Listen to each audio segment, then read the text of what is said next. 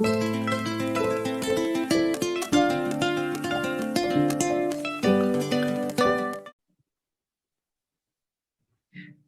to the City of Miramar's Business Connect, where we connect your business to what's important. My name is Johnny Douglas, and I'll be your host for this podcast. Today, we will be discussing women in business. We're going to be discussing about the women who make our country work, who has contributed many things to our and many business ideas, and it set us on a new strategy on how to run businesses through women's point of view. We like to do this because it's also National Women's Month, and what we're celebrating is women all around the globe. So we have a great panel today. We have Ms. Lisa Perez, who is the founder and CEO of HBL Resources. We have Chante Barrett, who is the owner of Valiant Home Realty.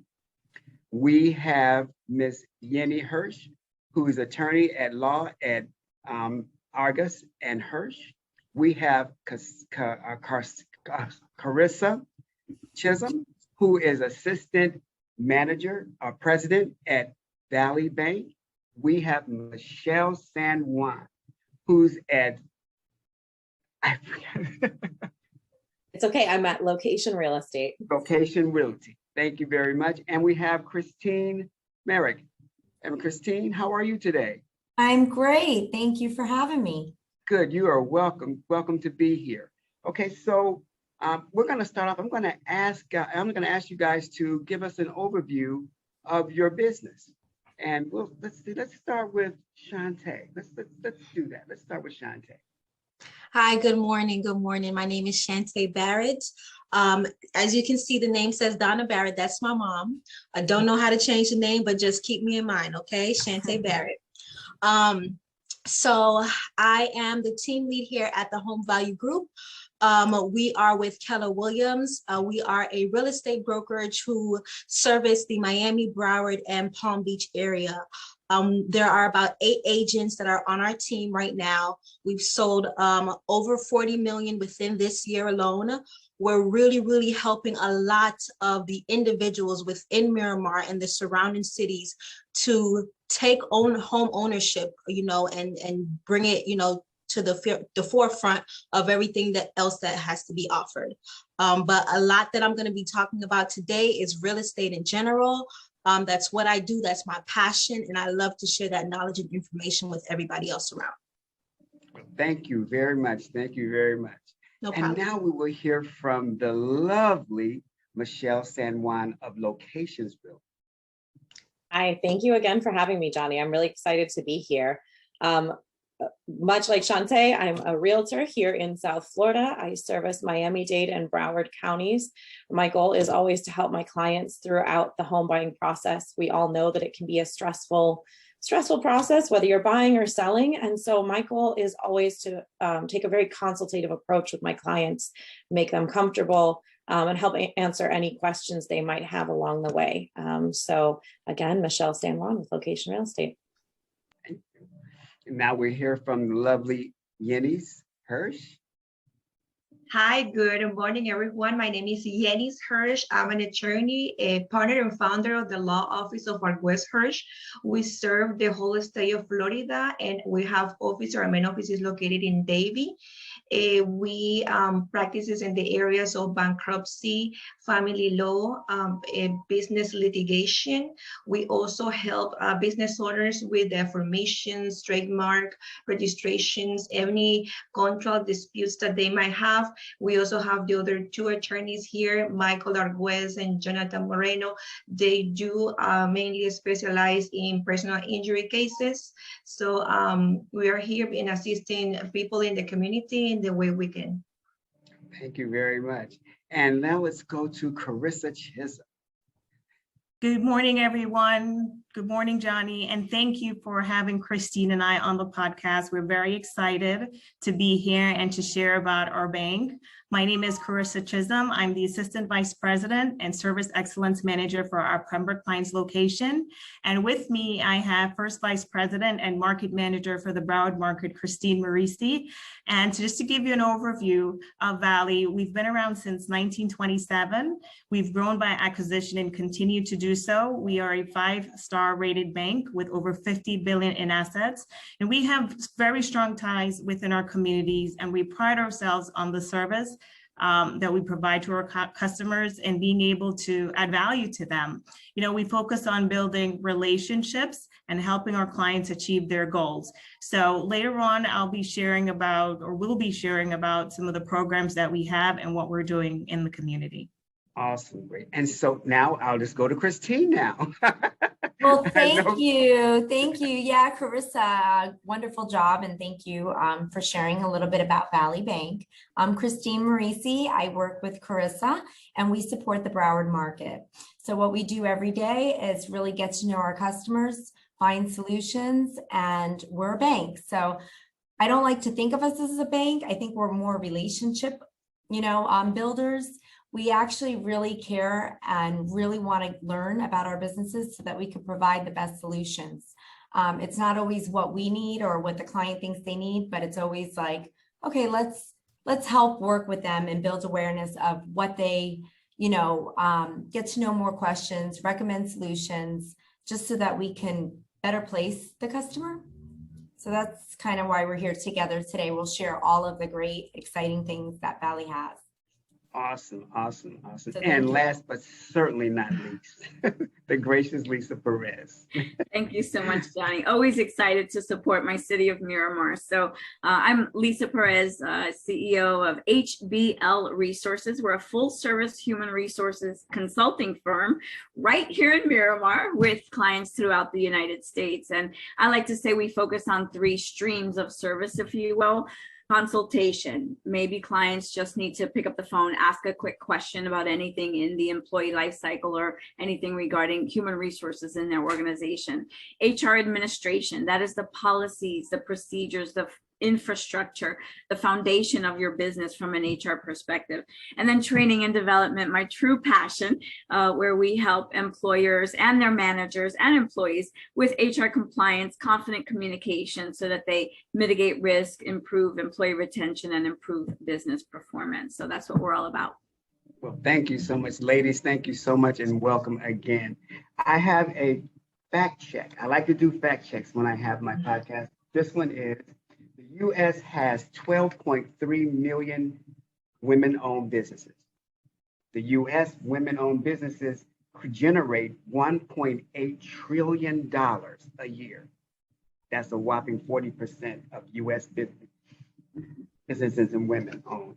Black women are the fastest growing group of entrepreneurs in U.S., managing over 2.6 million businesses around the country as of 2019. Hispanic women are 1.5 million entrepreneurs as of January 17, 2021. Now, we can always say that it's a man's world, but not according to these records, right? On the global markets, Ghana has the highest percentage of women-owned businesses, a whopping 46.4%. So that's my fact check. All right. So congratulations to women around the world. Sure. So now, let's get to some questions. First of all, I want to talk to my 2 realtor gurus here. Okay. I want to ask the question of Chante. Is it a good time to sell real estate? Is it a good time to do that?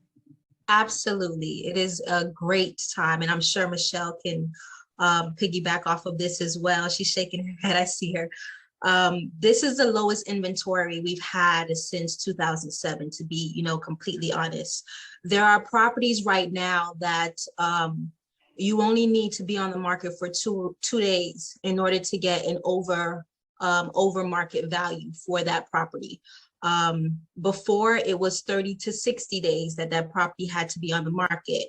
There's a lot of people who are really taking advantage and getting the most amount that they want from their property during this time. The median sales price is about $370 for a single family 3-bedroom home. In some areas, it's a little bit more. So this is the highest that we've seen.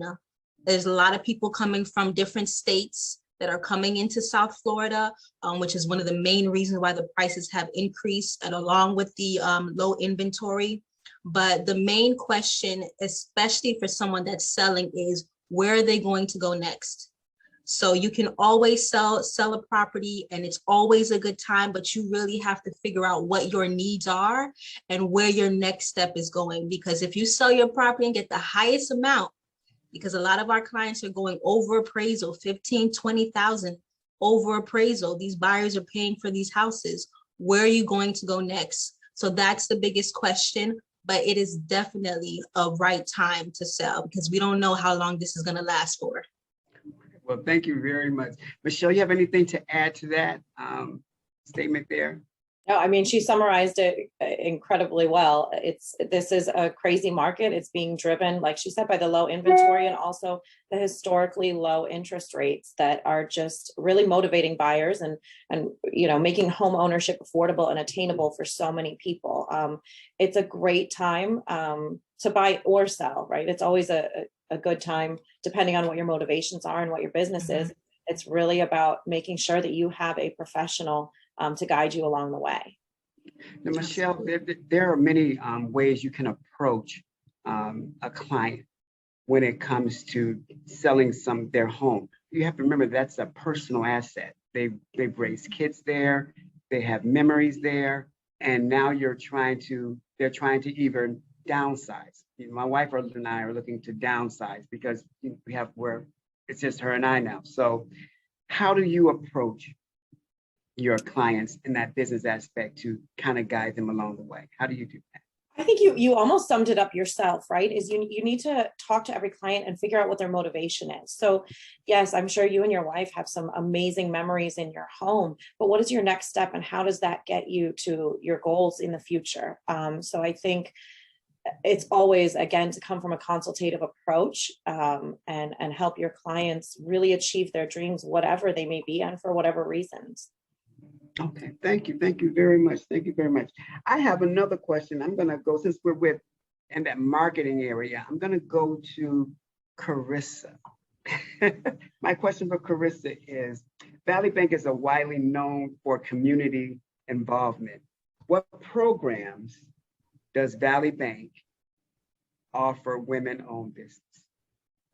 Thank you for that question, Johnny. So there's a couple of programs that I want to highlight how Valley is helping and supporting businesses in the community. And the first one I want to touch on is our Women in Business program. Now, through that program, we empower women, and we've created a platform where they can connect, they can network, they can grow themselves, they can grow their business. And some of the perks for joining that program is, we have a specific checking account for our Women in Business program. We offer skill building webinars for women to get together and connect. We also have a book of the month that we read together. We share on social media. We are on LinkedIn and Facebook. So I encourage you to check out our Women in Business page on LinkedIn and Facebook. And we spotlight businesses, throughout the year. We promote them on social media, and we know today the quickest way to share something is to like it and share it on social media and have it go viral. So that is a big plus for our business owners or women in business, because that's free advertising just for aligning yourself with a big company like Valley. So that's one way that we are making a difference in our women entrepreneurs and their business. The second program that I want to talk about is fairly new to Valley, and it's called Community Lending. And our focus is minority-owned businesses, particularly women-owned businesses. And this was birthed really out of the pandemic. I mean, pre-pandemic, a lot of minority-owned businesses, there were some challenges, and a lot of it was just not being aware, right? Knowledge is power. And our goal through our community lending program is to empower business owners to grow their business, because we recognize the importance of having support in the early stages of your business, right?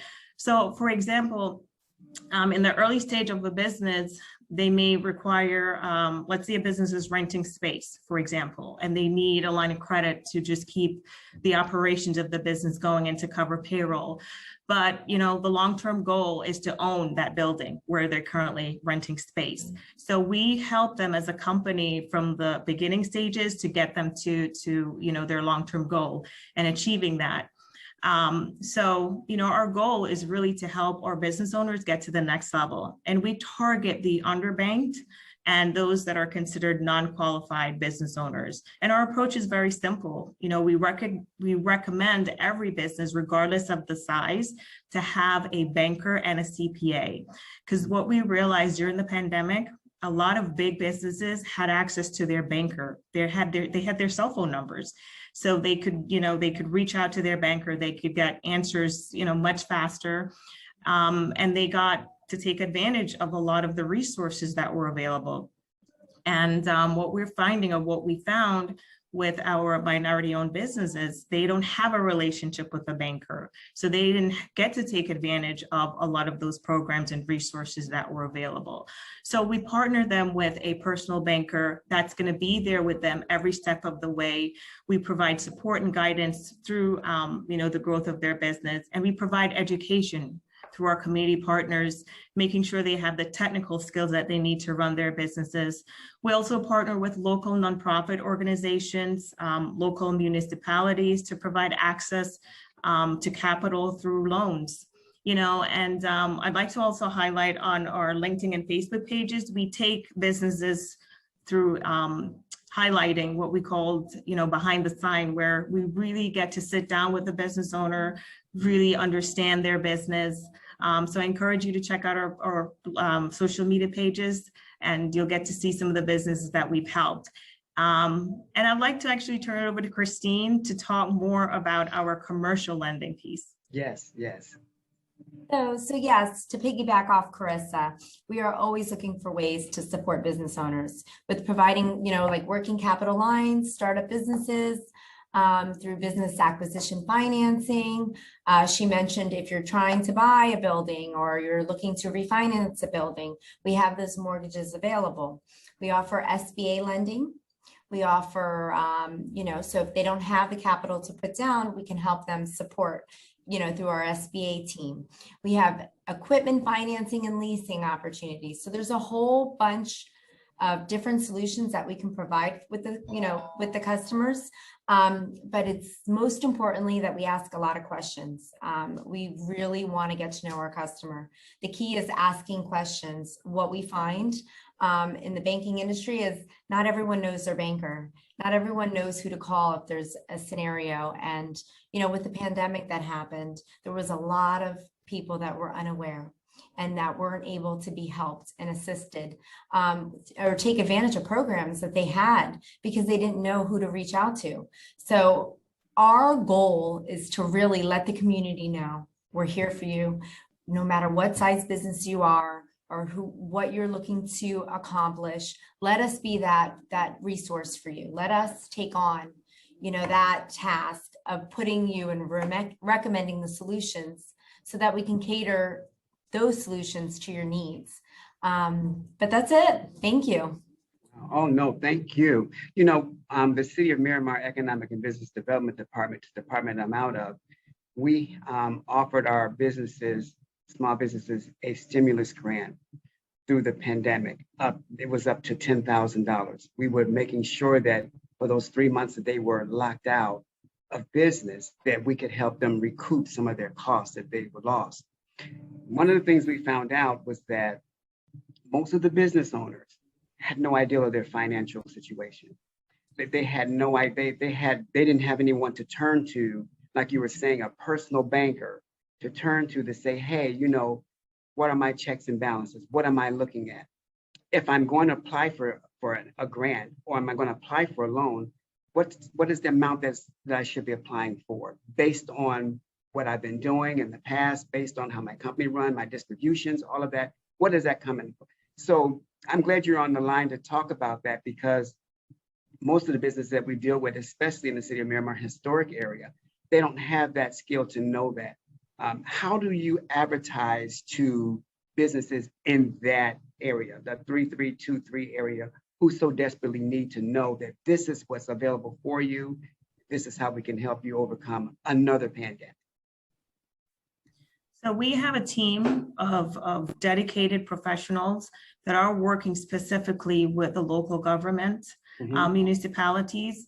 And, we've actually partnered with a couple of local communities. We've partnered with the city of West Palm.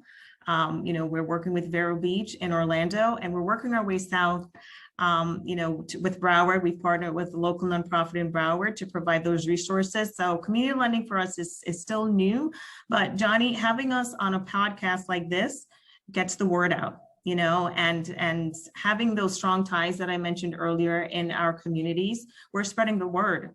I'm telling you, my book of business grew so much in the pandemic, and I've been able to help so many people. And it's a blessing, it really is for me. And I'm just excited that we are able to provide these resources and solutions for clients, because, a lot of people, unfortunately, ended up closing their business during the pandemic because they just weren't aware. So, we're excited about this program, and we are, excited about the future of it. We're excited that you're here, and we're so excited. And I know the businesses are going to be very excited too. I'm going to talk to you guys later about the Chamber of Commerce, Miramar Pembroke Pines. That would be a great place to do that as well. I have some other questions. I have some questions for Lisa Perez. Well, you know what, Lisa, you have been very, very busy lately. Yeah. You've written a book. The Complete Manager Makeover book. Well, we're talking about restructuring your business. We're talking about coming out of the pandemic. How does it look for your employees now? How does it look for your business organization? How does that look? So what does your book offer? And what does it offer for businesses to try to recoup and regroup and reinvent? Yeah. Thanks so much for asking about that. Yeah, it was just recently published in August, the labor of love over 2 years. So, yep, I wrote a book during the pandemic, right? What else should you do? The Complete Manager Makeover. And much like I said earlier about what we do in my firm, is it helps to lay the foundation of a human resources infrastructure. It really goes through what we call the employee life cycle, from hiring and training and managing an employee's performance and exit strategies and things of that nature, but doing so that every employee walks out of your office with their dignity intact. I mean, as entrepreneurs, as business owners, as managers of people, we have to have tough conversations sometimes with our employees. And when at the foundation is laid, how to have those conversations so that they walk out, motivated to do better, to do something differently, as opposed to demotivated. That's what the book is really all about. And it talks about, again, the entire employee life cycle, but how to connect with different employees in different ways at different times in their work journey with you as a business owner and manager, and how to have that in a positive way. So thank you for asking about that. Oh, no problem at all. Also, a lot of businesses think that HR are for large organizations or corporate America. How does your business approach small businesses that have maybe a less amount of employees? Yeah, thank you. So, another thing that we did and shifted, it was actually in the midst of the pandemic as well, was HR training and support subscription services for small business. Because even if you're not, a Fortune 500, you still need that solid foundation. Right. When you start to think about hiring an employee, when you start to think of expansion, even if that's expanding from 1 employee to 5, structure and process and procedure really helps, right? McDonald's didn't get where they were by every single one doing things differently. It happened with systems. And so we help organizations, small and large, put those systems in place so that they have a cohesive and well-oiled, if you will, running process from an HR perspective. So we can help with onboarding, recruitment, anything in that employee life cycle. How do you coach and counsel consistently? It's it's all about systems. So we help organizations, and I believe one of my clients is in the room as well, who we help with handbook development, right? There are so many notifications that we need to make when we hire an employee. There's so many notices that by law we need to provide an employee. Now we could either provide them with a stack of paper, 50, 60, 70 pages large, or we can put it in a handbook and say, here are all the compliance notices. So, every employer, even with one employee, needs to comply with some federal and state laws. We help them do that. Thank you so much, Lisa. Thanks. As a matter of fact, I'm guilty. I've read her book. Awesome. For anybody who wants to know how to do this and the questions to ask. Not only does it give you helps and tips of how to do that and manage your HR concerns, but questions to ask. So that's very, very good. Thank you so much, Lisa. I appreciate that. Now we're talking about our business side of our podcast here, but business owners also have personal lives too. And in their personal lives, things can go wrong, things can happen, and then they lose sight of their business. But however, those things can happen like divorce or family issues or something that comes up. I think this is where we come in with Yanny. Yanny can tell us a little bit about do family members need a family lawyer? Does family need a family lawyer?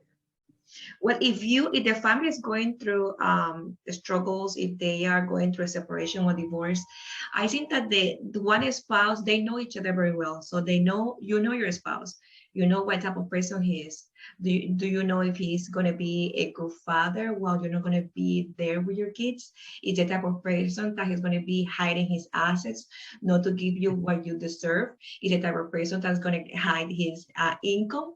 Then you need an attorney that's going to be defending you, defending your kids, defending what you deserve in a dissolution of marriage. Because in dissolution of marriage, if you have kids, there are so many aspects that you have to look at. You have to look at time sharing, parenting plan between the parents. Then you have to look at the division of asset liabilities. And to do that, you need to establish what is marital asset, what is non-marital, if there is any non-marital asset has acquired the status of marital asset. So you need an attorney that is well knowledge in the area to defend your interests and protect your kids. Wonderful. Now that's pretty interesting, because to have a well-balanced relationship with husband and wife makes it so much easier for women to run their businesses. If you're worried about what's going on at home, it does impact how you involve yourself in your business. You guys will be able to do well in your professional life if your personal life is falling apart. So that's good to know. There's one thing that that a lot of people have misconceptions on, and that is bankruptcy. What is the misconception of bankruptcies, and can you clarify what bankruptcy is and how bankruptcy can be either avoided or how you get through bankruptcy? Okay, bankruptcy is basically the financial relief, the legal avenue created by the federal government, by the Congress, to basically alleviate persons, individual and businesses to seek a financial relief. Is basically to help individuals are struggling or businesses are struggling to get out of debt. That is basically, the misconceptions are many misconceptions. Many people see it as a punishment. Every time I talk to a client, I say, this is not a punishment. This is the financial relief that you need, to get out of this bad situation. Now, that's one. The other misconception is that I need to be broke to file for or qualify for bankruptcy. No, you don't need to be out of job. You don't need to be homeless. You don't need to be, or not to have income to qualify for bankruptcy. You have income, but that income is not good enough to pay for your liabilities, and you are struggling on whether to pay for your mortgage and buying food or paying your creditors, then you might be a good candidate for bankruptcy. Or you have a garnishment against you, one person have a garnishment or a lien from the homeowners association, then bankruptcy might be a solution for this person that is struggling, that is maybe about to lose his house because it's a foreclosure, or maybe it cannot get buy groceries because his wages are garnished or his bank account is garnished. So this is basically a financial relief for the person or business owner that is struggling financially. Thank you so much. You know, that's one of the things that that most businesses they're afraid of. They're afraid to admit that, hey, you know, I'm either going to have to close my doors or I can't afford to do this. I'm filing bankruptcy. And bankruptcy has had such a negative overtone on everyone until you file bankruptcy. It's like, oh wow, you failed. You know, Right. you're a mess. And it's not, and from coming from you, it's not the case at all. It's about refocusing, getting yourself back on track. And my last question for you on that is, we're saying it's a 7-year span for you to be able to recoup after bankruptcy. What is What that? What is That's that? basically another misconception. Yeah, you cannot file for bankruptcy in the next 8 years. Your credit is not going to be destroyed. I have clients, well, of course, you file bankruptcy while you're in the bankruptcy, depending on what chapter 7 or chapter 13, you have to wait for your case to be discharged. I have clients that the case has been discharged, let's say today. The following day, they're receiving offers, credit cards from creditors, from American Express, Capital One, offering to open new credit cards with them. So what I advise to those clients, take it, apply for those credits, and what you're going to do, you are going to only use 10% of the credit limit. Let's say that they offer you 1,000 credit limits. Use only 10%, $100, and you're going to pay that monthly. In a year, probably in a year and a half, your credit is going to be over the 700. I have a client, I have testimonials here that have come, like, I can't believe my credit is better now than before that. I never filed for bankruptcy. And the reason why you become, creditors are more secure to give you, send you a credit is because for the next 8 years, you're not be able to file bankruptcy. So either you pay the creditor or you pay them. So there is no other option. So that's why they are, they feel secure and extending this credit to these persons or individuals or businesses that are filed for bankruptcy. Thank you so much, Yanny. Now I knew I had the right panel of young ladies on the line today. We first learned that it is the right time to sell. We learned so far that it's your approach to your clients that will help them make an educated decision. We've also learned that Valley Bank have a lot of opportunities, a lot of programs to help small businesses, and they focus on women business as well.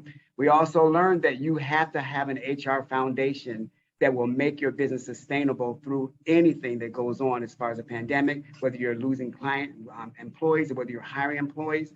We also know that bankruptcy is not a bad thing.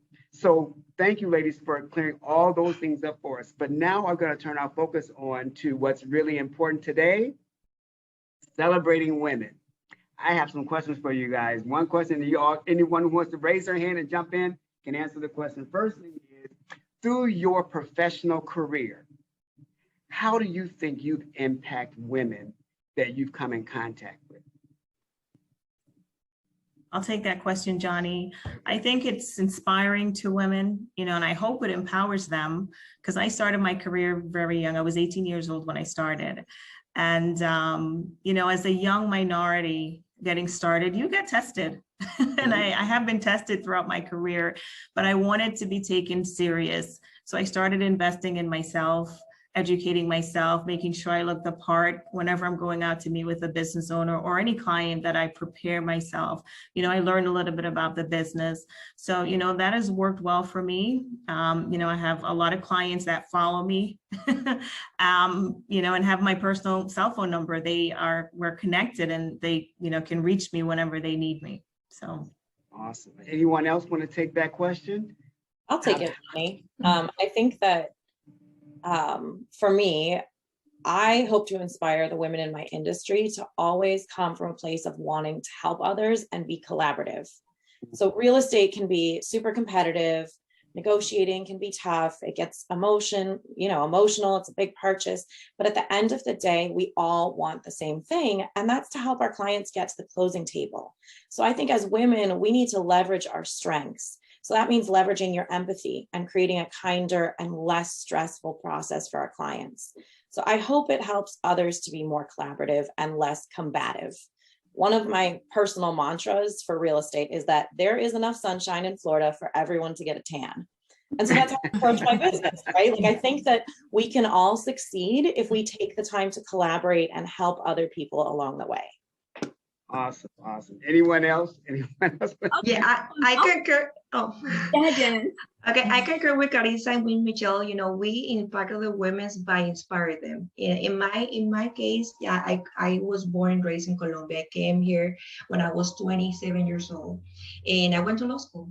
So English is my second language, and if I did it, other women here can do it. There's no excuses. You are in the land of opportunities. There is no excuses. You know, I think that fears is the feeling that basically stop people from achieving your goals. Is no excuse. We are in the United States of America, the land of opportunity. Anybody can do it. If I can do it, you can do it as well. Awesome.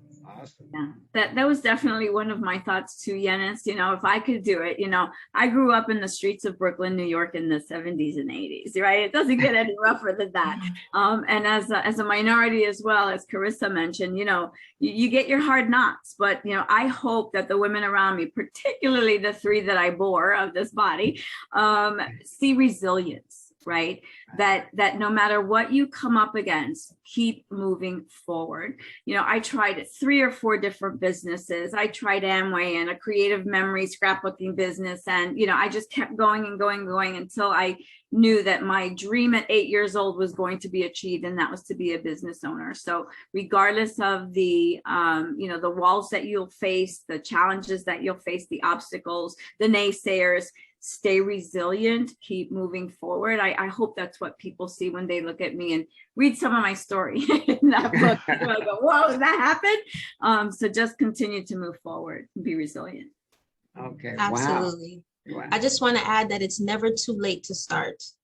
Especially with women, a lot of women think that it's a threshold, it's a glass ceiling where if you're a certain age or you've reached a certain pedestal in life, then that's basically it for you. No, like, continue to reach for the stars. You know, I see women that are 70 years old in real estate still showing properties to this day, and they're my inspiration. You know, it's never too late to start, to build your own business, to work with other amazing women like the people on this panel today, and really strive to become the best person that you can be. Yeah.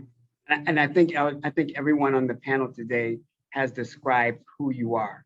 Everyone, you have taken those elements, and now you're looking at yourselves in the mirror, because that's who you are. You're women of tenacity. You're women of value. You add value to our world, and I appreciate you guys so much.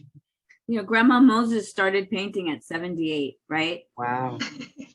But we all know that name, right? At 78. So kudos, Miss Barrett.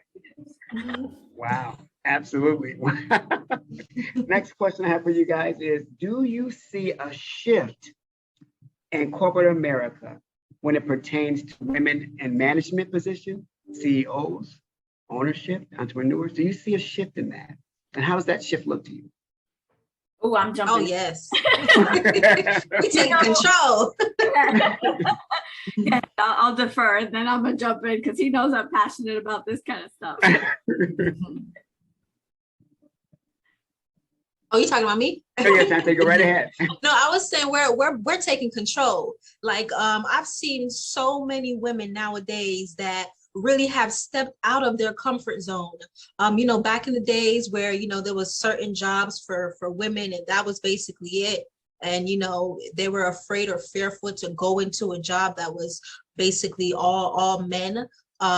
We've broken that barrier, you know, and we've stepped in and we've made ourselves known in these spaces.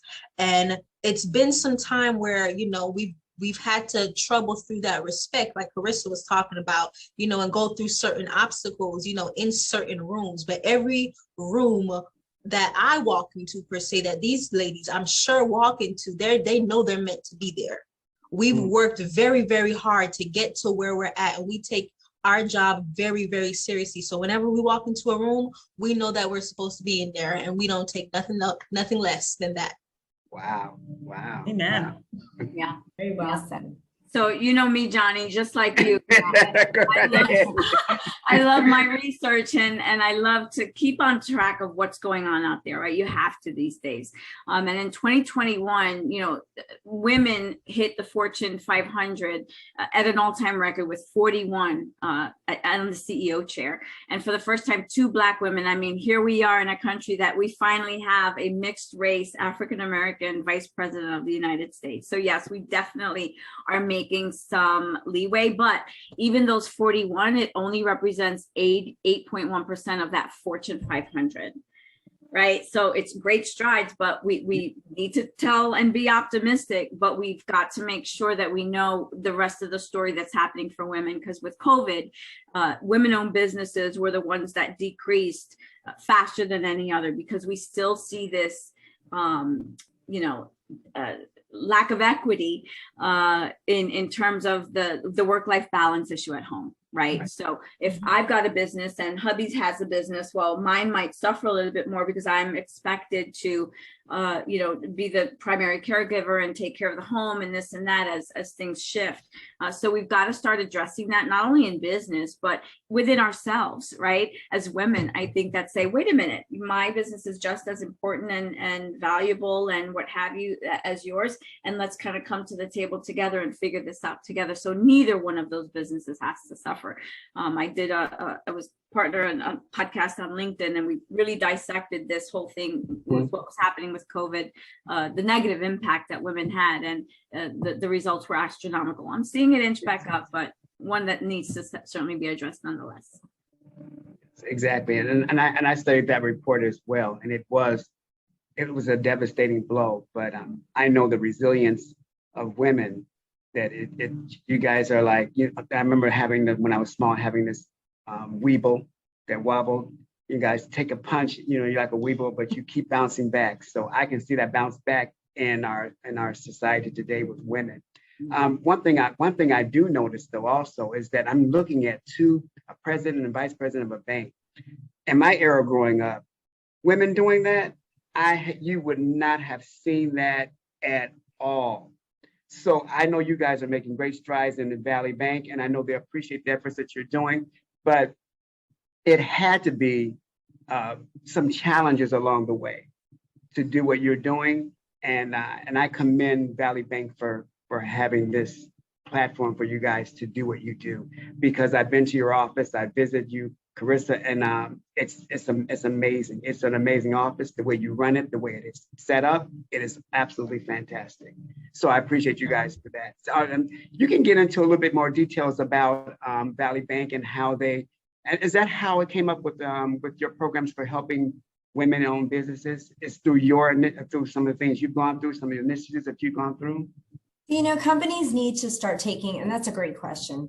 We need to take bolder steps, right? We see that women are in the burnout stage. Women that apply for positions are maybe not, they're turned down because you have a male, applying for a position, and they think the woman has children, she's going to miss more work, that the woman has got to, be I want to say Susie Homemaker.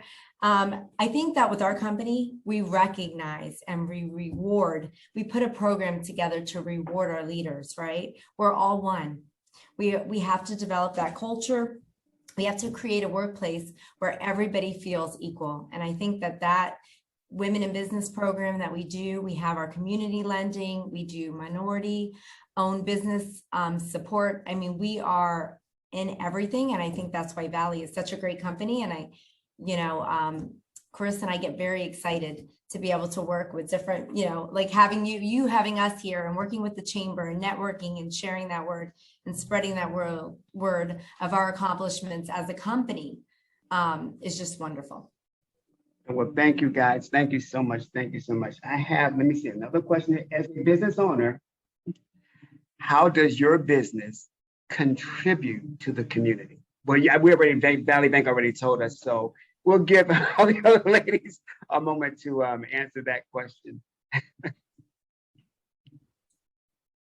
Lisa's ready. She's at the end of her. Always ready, Johnny. You can't have me on these things. So I've been a chamber member of the Miramar Pembroke Pines Regional Chamber for the entirety of my business. And this past year, along with Michelle San Juan, was appointed to the board of directors. So I've led several committees of that organization. But in addition to that, I volunteer for an organization called SCORE. If you don't know about SCORE, then as a women's business, as any business, you've got to get in touch with this organization because their focus is mentoring and educating up and coming entrepreneurs, and free of charge. The workshops cost maybe $35, but I've been a workshop presenter there for just about 8 of the 10 years in my business. So definitely get involved. They really help, much like the Miramar Office of Economic and Small Business Development, really help to encourage and again, mentor businesses out there.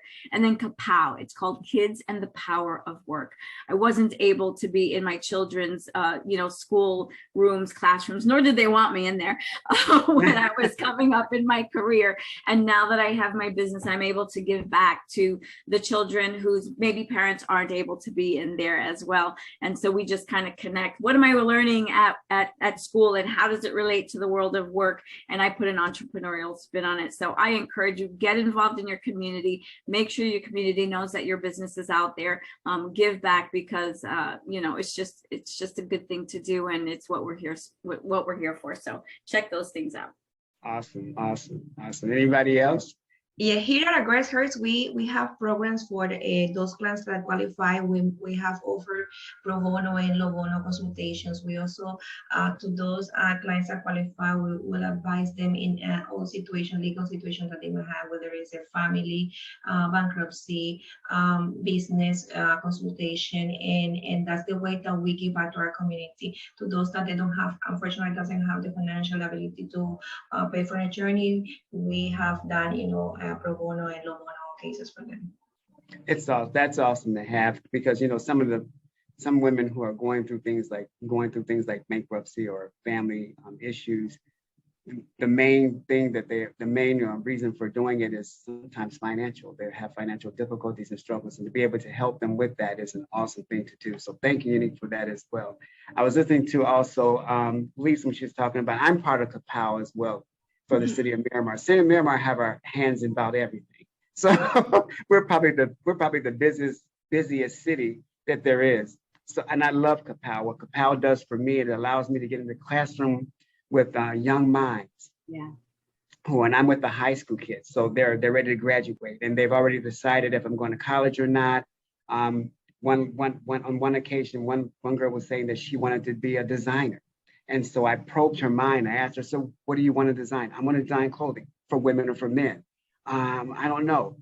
Well, you want to do business wear? Do you want to do casual wear? She's like, oh, I don't know. What, brick and mortar, online? I don't know. But, and we do those things, and it really brings that classroom experience into a real world experience. And then by the time they come to you, Valley Bank, and they already know their portfolio, what they want to do. They already know I have this business plan because someone has walked me through it. And then when it comes to you, you don't have all that to worry about, because someone like me and KAPOW has kind of guided them where they can go and make a great business plan for you to look at.